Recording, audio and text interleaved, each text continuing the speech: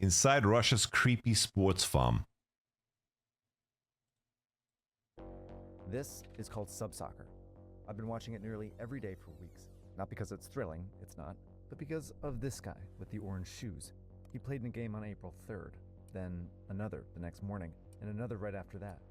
While he scored dozens of goals, I never once saw him celebrate, because he's not playing to win. Neither are these people playing cricket, basketball, volleyball, water polo, tennis, and table tennis. 5-on-5, 4-on-4, 3-on-3, and 2-on-2 soccer. These so-called frostball players aren't playing to win, nor are the guys playing whatever you call this.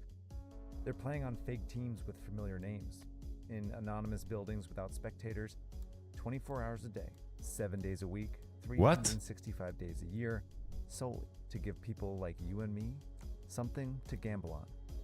What? These are sports betting farms. What? They have this kind of Squid Game quality to them. Surely this can't be legal. But they aren't hidden on some shadowy part of the internet. They're on a site called 1xBet, probably the most profitable online gambling site ever, and a sponsor of world-famous soccer clubs. They're the company that everybody else in illegal gambling would really love to be. So how does a company taking bets on games like these end up partnering with clubs like these? Interesting.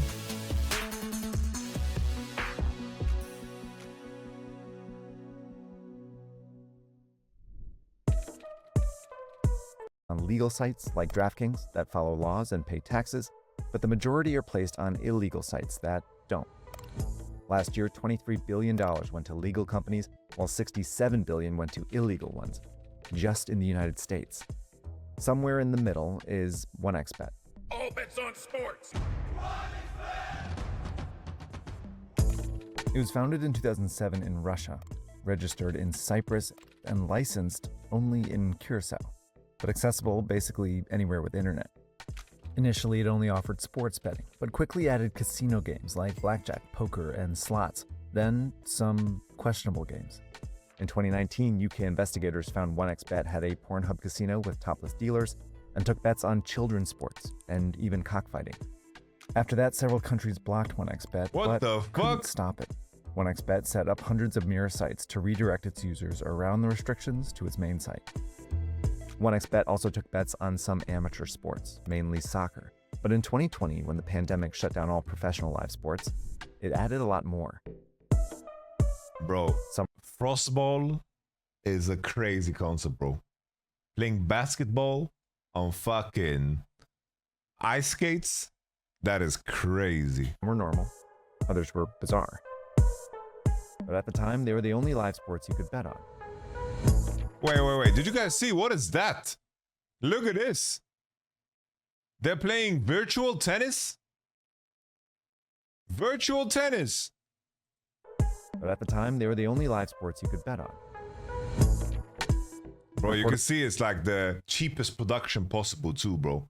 Cheapest production possible is like one camera that has a wide shot. First to investigate these fake competitions, but they wanted to know more. Where are they? Who are these players? And is any of it legal? So, you know, the main angle for a lot of these companies is become big enough and rich enough that you can pay everybody off. And then you can go become hyperbolic. Then you can get accepted in the mainstream. It's like mafia all the way to the point where you can pay everybody off. So each episode of Search Party requires a really tight workflow. That's how I go. Most of the time, you know, like when the big ass mafias lose is when they don't play ball, you know? From idea to reporting to scripting to editing and animating. And there's a few ways that AI has actually made it quite faster, and I want to share those with you today. But I do all of them inside Notion AI. Notion is the sponsor for this week's episode. All right, ethical So I generate a lot of materials for each episode. When I get a new story, I'll often ask AI for just the basic facts to see if it's interesting. I'll also ask it for a list of experts. That saves me a lot of time when I figure out who's the best people to talk to.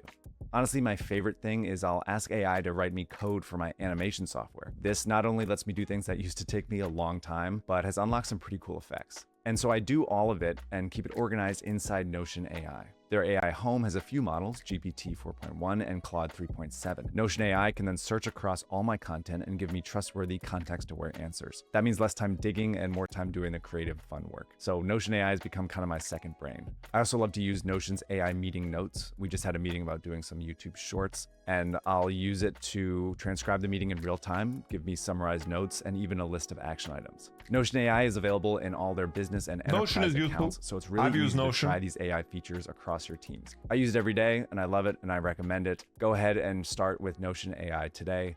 Thanks again for their support, and now we'll get you back to the episode. We can find just about anything. The Russian Secret Service, the poisonings in Salisbury, the MH17 crash over eastern Ukraine. Ross Higgins works at Bellingcat as an open source investigator, meaning he uses publicly available services. Bro, what does those things have to do with this 1xBet thing? Bro, he just dropped like some fucking shit that happened. And what does that have to do with this? Like satellites, leaked databases, and even good old Google Maps to find stuff out. In 2023, a Yasama reporter named Philippe Auclair asked Ross for help locating the live streams. I went and met Philippe in London in a pub, and about 4 hours later, I decided that I really wanted to do this. Over 24 hours, Ross and his team downloaded hundreds of live streams off 1xBet, then scanned them for clues. What we're hoping for, a ton. Bro, just fucking hire the guy that does, what's his name? GeoGuessr. He's gonna see like, oh, I see the camera angle. This guy, he obviously ate at the local food market because you can see that he has a, irritable bowel syndrome. Tons of banners, player names on the back of shirts, any little hook to give us a clue where we can narrow it down. Some, like the ads surrounding this 4x4 soccer game, were easy because they're in Russian. Ross's team uploaded a screenshot to the Russian search engine Yandex and did a reverse image search. Okay, I want to finish this video To before that Billy pitch, Billy. off into 3 sections because balls were being kicked into other people's games and stuff, and all of a sudden a 2-year-old just toddles on. 2-year-old. A 2-year-old. Bro, is he on steroids? To that pitch. Shockingly, 1xBet didn't offer any bets on him. Ross's team used this process, called geolocation, to link these banners to the Mordovia Sports Complex in Saransk, this mural to the Savoy Arena in Kyiv, Ukraine, and this tennis court to the Avant Club in Minsk, Belarus.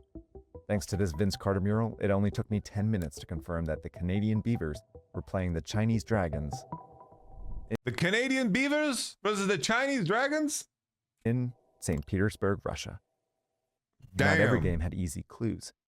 Shout out to the Beavers. So Ross turned to the 1,000 volunteers in Bellingcat's Discord channel for help. One used these discolored tent panels to place a soccer game at a venue in Moscow.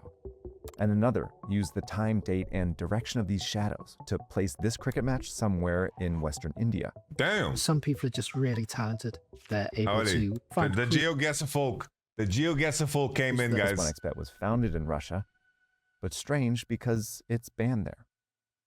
Things got more interesting when they looked into the players.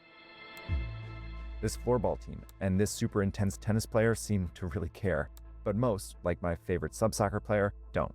Some seem exhausted. One referee was too careless to call this blatant carry foul. It's probably because they're at their jobs, or more likely their second jobs. Philippe, the Yasama reporter, tracked down a Russian man they called Dmitry, who said he was hired to play football at one farm for about $30 a day. He played 6 or 7 games in a shift that lasted from 9 a.m. to 2 p.m., but quit after just a week. Generally speaking, we're talking about people who just want a job for a few weeks. It sounds like a lot of fun, and I guess for some of them, the reality hits home fairly quickly, and they don't last very long. Dmitry said games were scheduled around the clock, 7 days a week, and Ross's team counted 1,297 short football games over 24 hours. Ah! What? 1,000 games in 24 hours? What? I got the Chinese beaver and the Russian dragon parlay going, bros. That's nearly 500,000 games a year. of just short football. Oh my god, bro. Dmitry also said he was instructed to never score more than 5 goals in a match, and believed some were totally fixed. Do you have any sense that these games are rigged? I'm not sure exactly, just this relentless grind to get as much cash. Kat says South Asian people are commonly trafficked into Russian cricket leagues. But it's difficult to find out more because these Wait, players what? don't work directly for 1xBet. Instead, they work for a handful of companies that organize, stream, and license these games to 1xBet, many of which are also based in Cyprus, making it really See what the rules are. A ton of money It's streaming crazy, these bro. maybe illegal, definitely half-assed amateur games. But I still find it hard to believe that many people are actually placing bets on them. It's not about the betting on this stuff, it's any content converts. Ismail Valley monitors the illegal gambling industry. He confirmed a lesson the company learned during the pandemic bets, and Wait, bro, that is 1xBet this makes AI? less than 10% profit on them. But 1xBet hosts them because they're really good at grabbing people's attention, a lesson the company learned during the pandemic. So they started looking for other content, and what they came up with was crazy things like snail racing from Vietnam. Snail racing! Snail racing, brother! Bro, this is so fucking dystopian. It's so cooked. It's unbelievable. And then they found people were clicking on it on social media And so betting on it too. POV. Videos of obscure sports played well on social media too. And by taking bets on them, 1xBet can attract a lot of new customers. Basically, they're clickbait. And once a customer clicks in, 1xBet persuades them to play They're casino clickbait. games, where it can make up to a 50% profit. The whole point of why we did any of this, cross-sell the customer immediately into casino, into poker, into predictors. Now you're in a whole area where you can double, treble your money kind of thing. Poker has such a massive edge for the house. Really? I thought it's like rake percentages. It's like it's really like that big of a profit. Amateur sports also keep customers from Poker is in leaving. this category? What See, do we? casino Why is games are poker hard to here? win. They're purely games of chance, red or black. Once a customer loses enough money, they'll lose confidence and quit, unless 1xBet offers them something easier to win. In sports games, one team is the favorite, and the favorite usually wins. So having sports betting is a way to give a customer their confidence back and keep them gambling. The more niche the sport, Nah, this is cope. Now this is cope. Like this is not real, bro. the more addictive it is. You'll get a certain, because you feel Maybe it's what Baby Pig says, you know? It's like, oh, this guy is making a lot of money at the poker table. We need to send in Shark Killer 69, and then he just enters the table, and then like do. He just is fucking Phil Ivy's cousin safer with it. I mean, to me, it feels predatory. that has full data right? on your fucking I mean, hands. traditionally in gambling, you need to have some knowledge of the sport. How can you have knowledge of table basketball between two random teenagers in a warehouse? Gambling sites. You'll see the same feeds that you see on 1xBet. Her clubs But what does that mean, bro? It's like, oh, people lose their money in blackjack, and then they need something easier to bet on. Like, what does that even make sense, bro? are helping them grow even bigger. The laundromat. This is the angle, bro. Get big enough, doing crazy illegal shit, and then you just fucking you just this. 1xBet isn't licensed to operate. This in is the Spain or FTX France, method. but it This has is every sponsorship country deals out with there. Like FC every big Barcelona, company does Paris this shit, bro. Saint-Germain, and Lille, as well as the top division of Italian football and the Confederation of African Football. The trade-off is obvious. 1xBet can offer these organizations more money than anyone else, and these organizations can put 1xBet's brand in front of more famous website. The club's vice president calls 1xBet a benchmark brand. Actually belongs to a journalist at CNN. Calls Very well. Barcelona a reliable partner. Ross's team looked up this spokesperson named Alex Summers and found this headshot, which actually belongs to a journalist at CNN. This is something the FC fuck? Barcelona could have easily figured out. What I Bro, they just stole someone's face. It's like, this guy looks trustworthy. Vasco Cotovio. don't understand In 2025, 11 do. Gambling companies are also the most common in their ban. Guys, the world is But it's cooked. not sports. We The world is so Story. fucking But cooked. first, I want to The world is so cooked, guys. It's over, by the way. It's over. It is over. Holy, the world is so cooked. It's so over, guys. It's so fucking over.